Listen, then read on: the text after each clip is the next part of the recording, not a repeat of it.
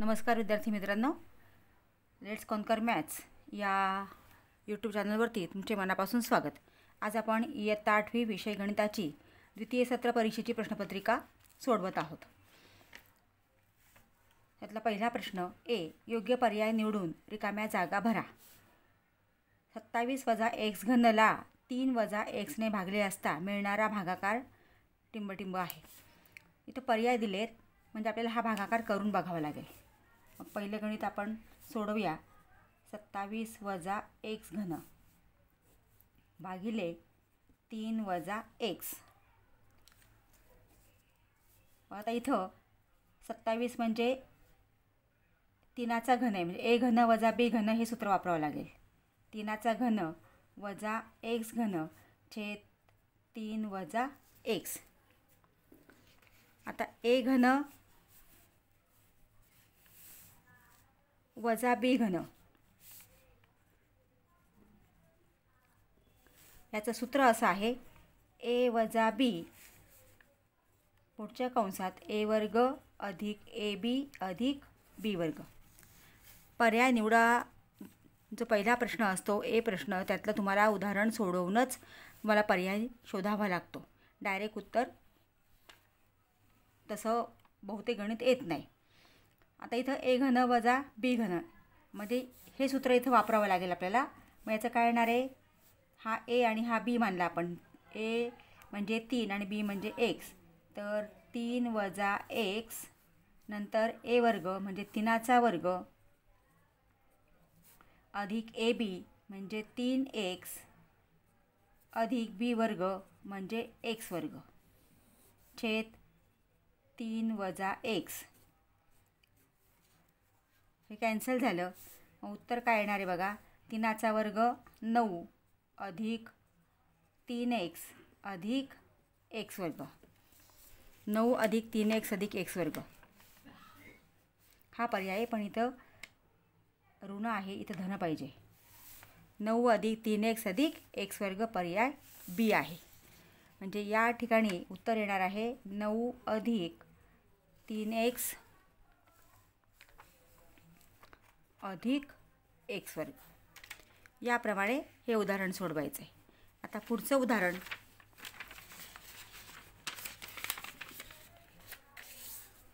एका आयताची परिमिती 36 सेमी आहे। जर लांबी ही रुंदीच्या दुप्पट आहे तर आयताची रुंदी किती, असा साधारणतः प्रश्न आहे। म्हणजे आयताची रुंदी तर टिंबटिंब।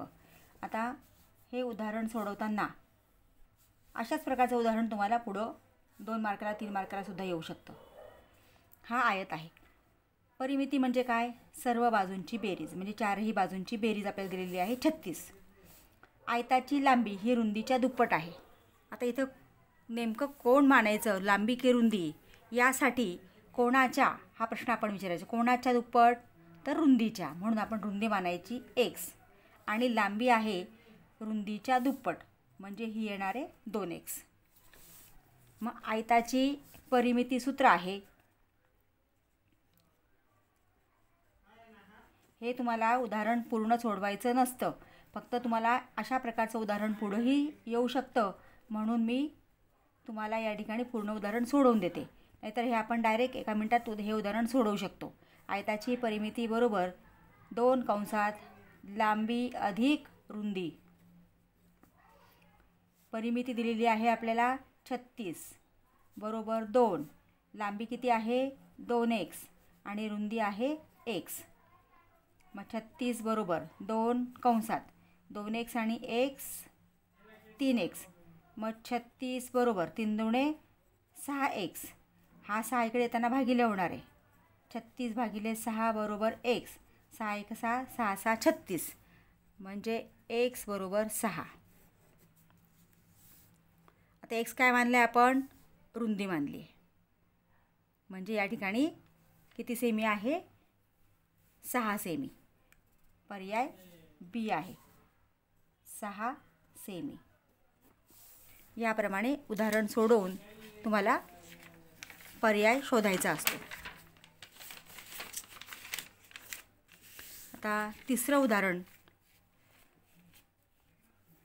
2 एककेंद्री वर्तुळाचे परिघ अनुक्रमे 176 सेमी व 132 सेमी आहे, तर त्या वर्तुळांच्या त्रिज्यांमधील फरक टिंबटिंब होय. म्हणजे इथं एका वर्तुळाचा परिघ, 2 उदाहरणं इथं आपल्याला सोडवावं लागणार आहे. परिघ दिलेला आहे 176 सेमी आणि दुसऱ्या याच्यात परिघ दिला आहे 132 सेमी.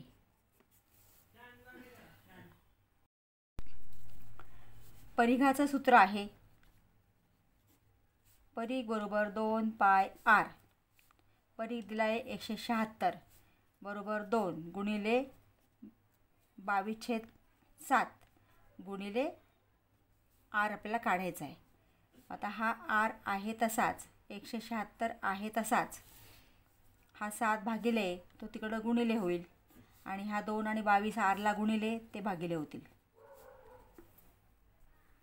पण 2ने आपण भाग देऊया. 2 एका 2, 2 आठी 16, 1 उरला 6 घेतले 2 आठी 16, पुन्हा 22ने भाग जाते. 22 एक 22, 22 चौक 88, म्हणजे r बरोबर 7 गुणिले 4, 7 चौक 28 सेमी.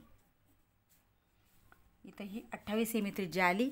आता आपण 132 परिघ असताना काढूया. मग पुन्हा इथं परिघ बरोबर 2 पाय r, 132 बरोबर 2 गुणिले 22/7 गुणिले r. मग 132 हा 7 भागिले तो इकडे त्यांना गुणिले होणार आहे आणि 2 आणि 22 गुणिले ते भागिले होतील बरोबर r. आता 2ने आपण भाग देऊया. 2 एक 2, 2 12, 13मधनं 12 गेले 1 उरले 2 घेतला, पुन्हा 12 झाले 2 12 आणि 22 एक 22, 22 त्रिक 66, म्हणजे r बरोबर 3 गुणिले 7, 3 7 21 सेमी. आता या त्रिज्यांमधला आपल्याला फरक विचारला आहे, म्हणून फरक बरोबर 28 वजा 21 बरोबर 7 सेमी. बघा आता 3.5 7 सेमी म्हणजे पर्याय बी आहे.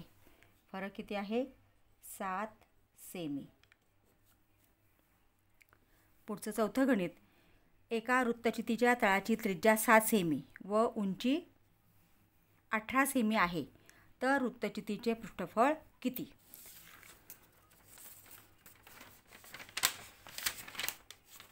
आता हा प्रश्न आपल्याला विचारला आहे. तळाची त्रिज्या म्हणजे r आहे 7 सेमी आणि उंची h 18 सेमी. वृत्तचितीचे पृष्ठफळ विचारलेले आहे. त्याचं सूत्र आहे वृत्तचितीचे पृष्ठफळ बरोबर 2 पाय r कंसात r अधिक h. तर इथं किमती टाकून फक्त हे सोडवायचं आहे. बरोबर 2 गुणिले 22/7 पायची किंमत r आहे 7 कंसात 7 अधिक 18, 2 22/7 पाय, r दिला आहे आपल्याला 7 सेमी म्हणून 7 ठेवला आणि r अधिक h म्हणजे 7 अधिक h आहे 18 सेमी. आता हा 7 भाग दिला आपण. 22 दुणे 44 गुणिले 18 आणि 7 25. आता हा गुणाकार आपण केला तर 25 चौक 100 हातचे आले 10, 25 चौक 100 आणि 10 110.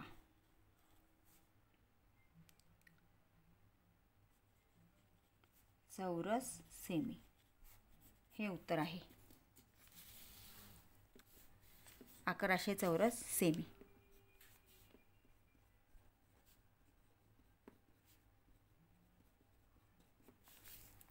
याप्रमाणे हा पर्याय निवडा प्रश्न तुम्हाला प्रत्येक उदाहरण या ठिकाणी सोडवूनच उत्तर काढावं लागतं.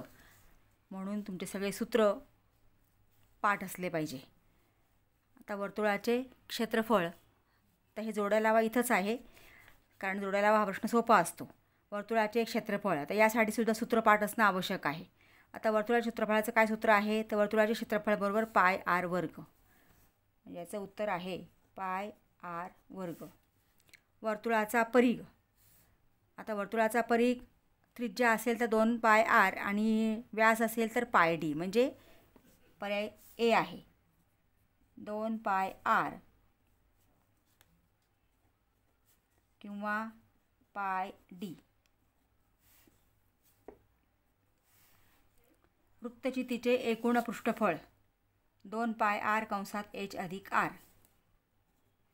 2 पाय आर कंसात एच अधिक आर आणि वृत्तचितीचे घनफळ पाय आर वर्ग एच. याप्रमाणे हा जोड्या लावा प्रश्न आहे. आता पुढचा प्रश्न सोडवूया. प्रश्न दुसरा. खालीलपैकी कोणतेही 5 उपप्रश्न सोडवा. 1. 5x घन वजा 2x वर्ग भागिले x वर्ग भागाकार करा. आता इथं ह्या बहुपदीचा आपल्याला भागाकार करायचा आहे.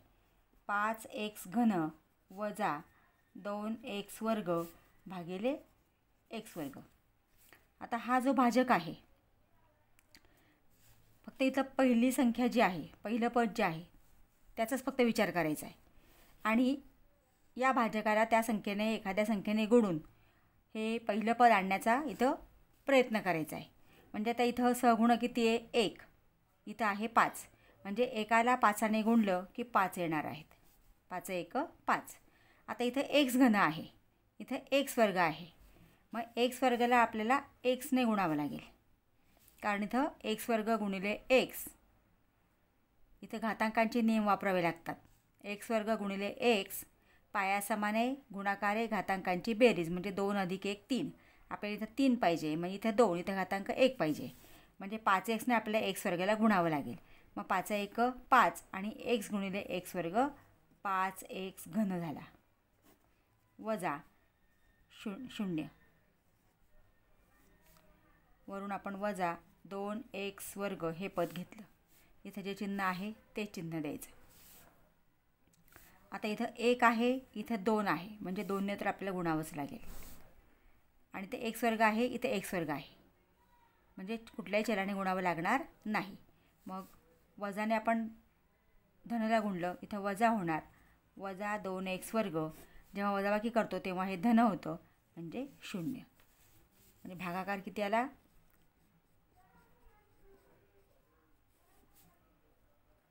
बरोबर 5x वजा 2 आणि बाकी बरोबर 0. याप्रमाणे हे बहुपदीचं भागाकाराचं उदाहरण सोडवायचं आहे.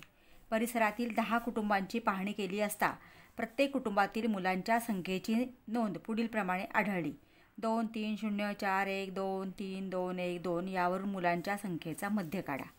आता मध्य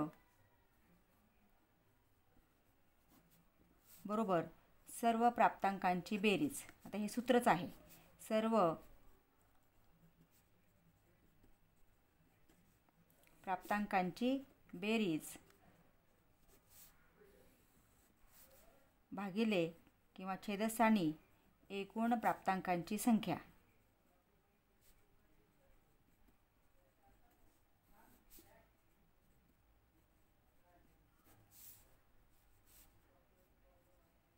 बार x. आता सर्व प्राप्तांक म्हणजे हे सगळे लिहायचे आहेत.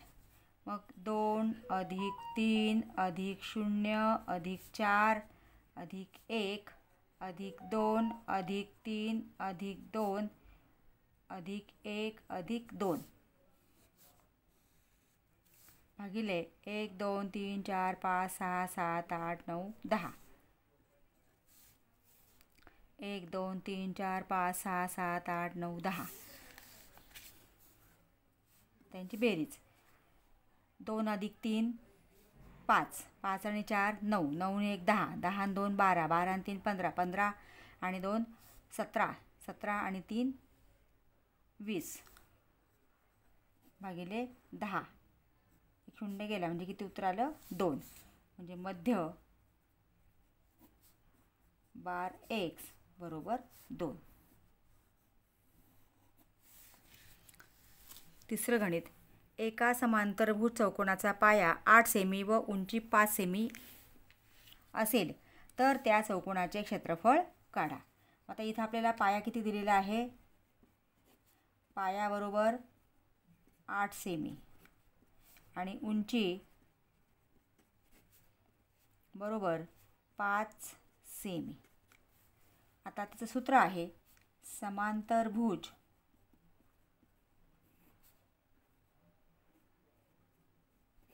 चौकोनाचे क्षेत्रफळ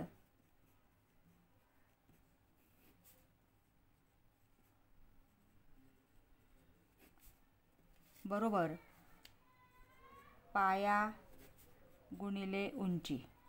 अगदी सोपं आहे. समांतरभुज चौकोनाचे क्षेत्रफळ पाया गुणिले उंची. पाया किती दिलेला आहे 8, उंची आहे 5 म्हणजे 8 पंचे 40 चौरस सेमी. समांतरभुज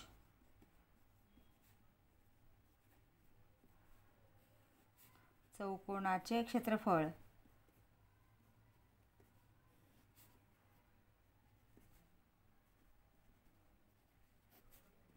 बरोबर 40 चौरस सेमी.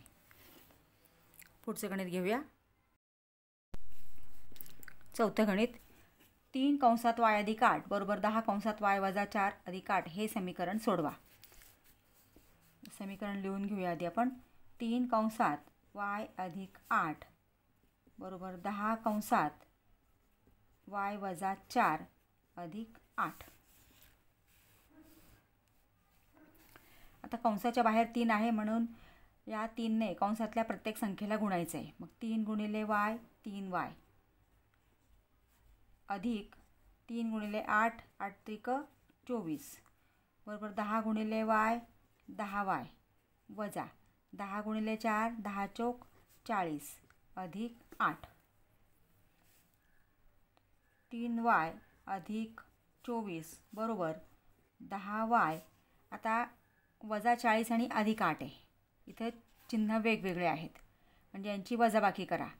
मग 40मधनं 8 गेले 32 आणि मोठ्या संख्येचं चिन्ह मोठी संख्या 40 आहे म्हणजे इथं वजा 32. आता आपण हे y एका बाजूला घेऊ आणि संख्या एका बाजूला घेऊया. आता हा उजव्या बाजूचा 10y मोठा आहे म्हणून आपण हा 3y इकडे घेऊ आणि ही संख्या इकडे घेऊया. मग 24 हा 32 इकडे त्यांना हा इथं ऋण आहे हा धन होणार आहे. 24 अधिक 32 बरोबर 10y.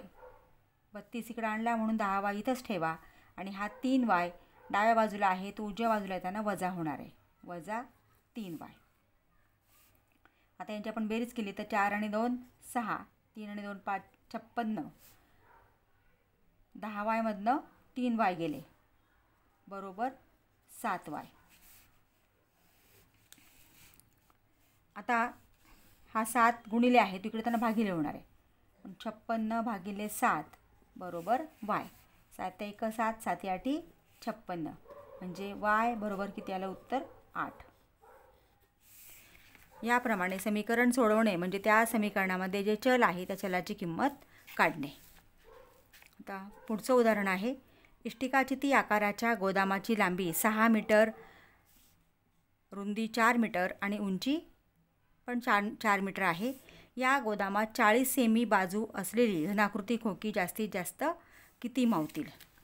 आता इथं गोदामाची लांबी, रुंदी, उंची दिली आपल्याला मीटरमध्ये आणि त्या गोदामात जे खोके आपल्याला ठेवायचे आहेत घनाकृती खोके. घनाकृती म्हणजे त्याची लांबी, रुंदी, उंची सारखीच असते 40 सेमी. हे सेमीमध्ये दिलं आहे म्हणजे आपल्याला गोदामाची लांबी, रुंदी, उंची जी आहे ती सेंटीमीटरमध्ये करून घ्यावी लागेल. आता इथं आपण लांबी आपण लिहितो L बरोबर 6 गुणिले 100, कारण 1 मीटर म्हणजे 100 सेंटीमीटर. म्हणून 6 गुणिले 100 बरोबर 600 सेमी. रुंदी बी बरोबर 4 मीटर, म्हणून 4 गुणिले 100 बरोबर 400 सेमी. आणि उंची एच बरोबर 4 मीटरच आहे, म्हणून 4 गुणिले 100 बरोबर 400 सेमी. आता इथं इष्टिकाचितीचे घनफळ.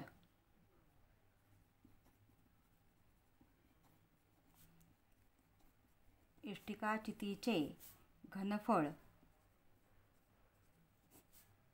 बरोबर एल गुणिले बी गुणिले एच. आता एल आहे 600 गुणिले 400 गुणिले 400. आता हा गुणाकार करत बसू नका, कारण आपल्याला इथं पुन्हा भागाकार करायचा आहे. आता हे आपण पहिलं काढलं. पुन्हा दुसरं, घनाचे घनफळ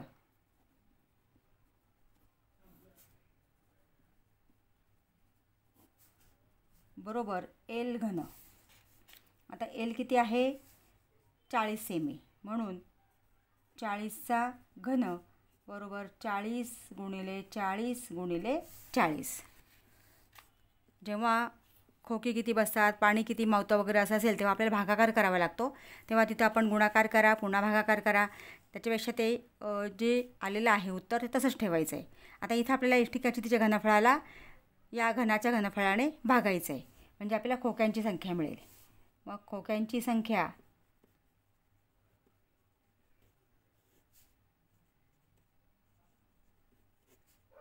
बरोबर इष्टिकाचितीचे घनफळ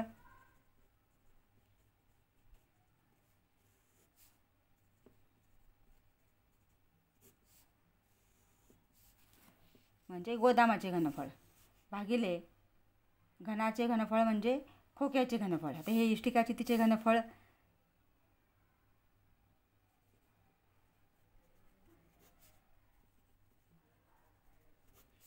आता तुम्ही इथं गोदामाचे घनफळसुद्धा लिहू शकता.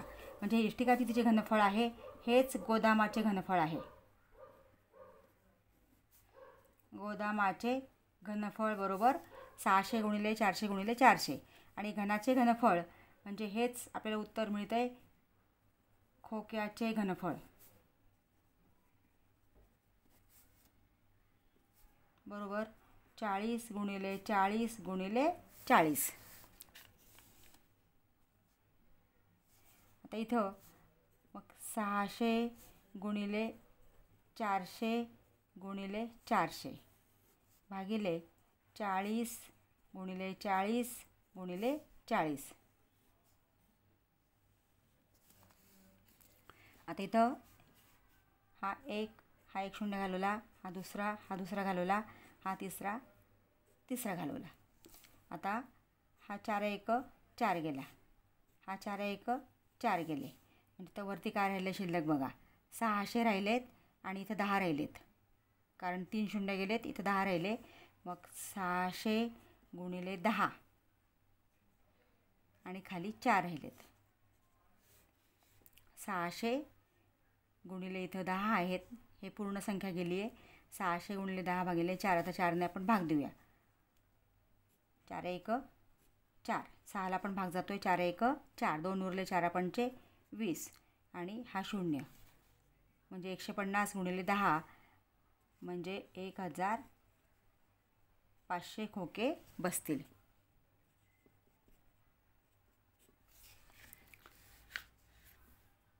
म्हणजे इथं 1500 खोके मावतील.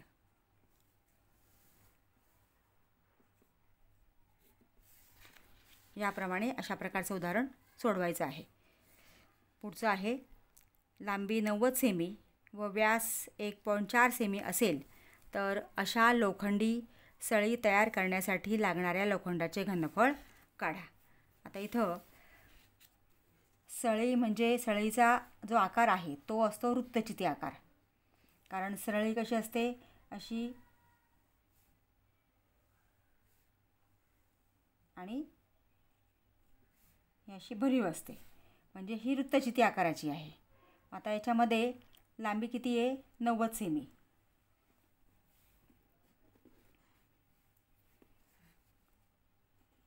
म्हणजे एच 90 सेमी आणि व्यास बरोबर 1.4 सेमी. म्हणजे त्रिज्या किती येईल मग? आर बरोबर 1.4 भागिले 2.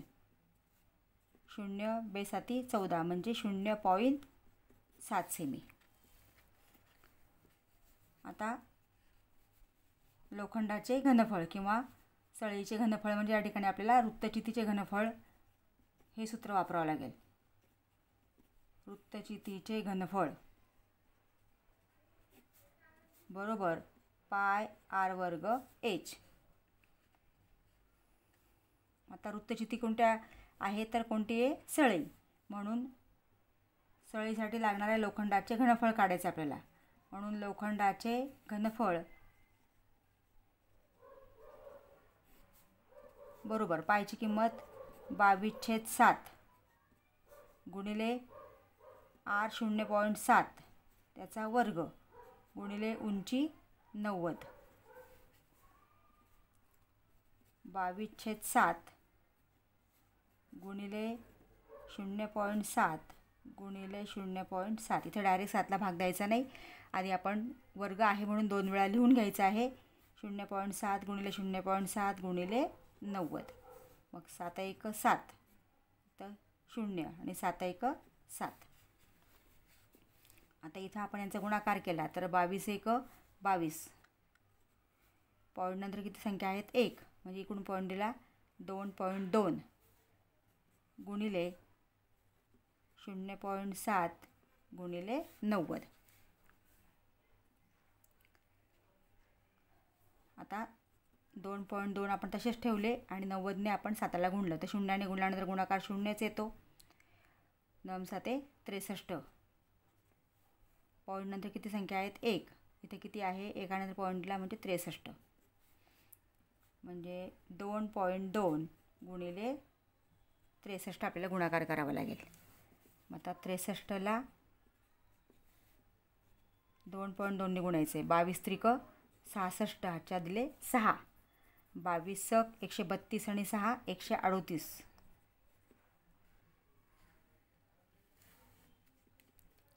आता पॉईंट नंतर एक संख्या आहे, इकडून मोजून आपण पॉईंट दिला तर 138.6.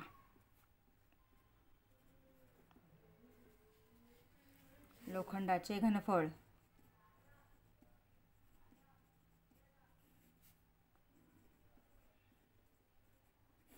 बरोबर 138.6 घ सेमी. याप्रमाणे अशा प्रकारचं उदाहरण सोडवायचं आहे. विद्यार्थी मित्रांनो, तुम्ही अजूनही चॅनलला नवीन असाल तर प्लीज चॅनलला सबस्क्राईब करा, बेल आयकॉन प्रेस करा, म्हणजे पुढच्या व्हिडिओचं नोटिफिकेशन तुम्हाला मिळेल. व्हिडिओ आवडला असेल तर लाईक करा आणि आपल्या मित्रांना शेअर करा. या प्रश्नपत्रिकेतील पुढच्या प्रश्नांचा व्हिडिओ मी लवकरच अपलोड करणार आहे. थँक्यू.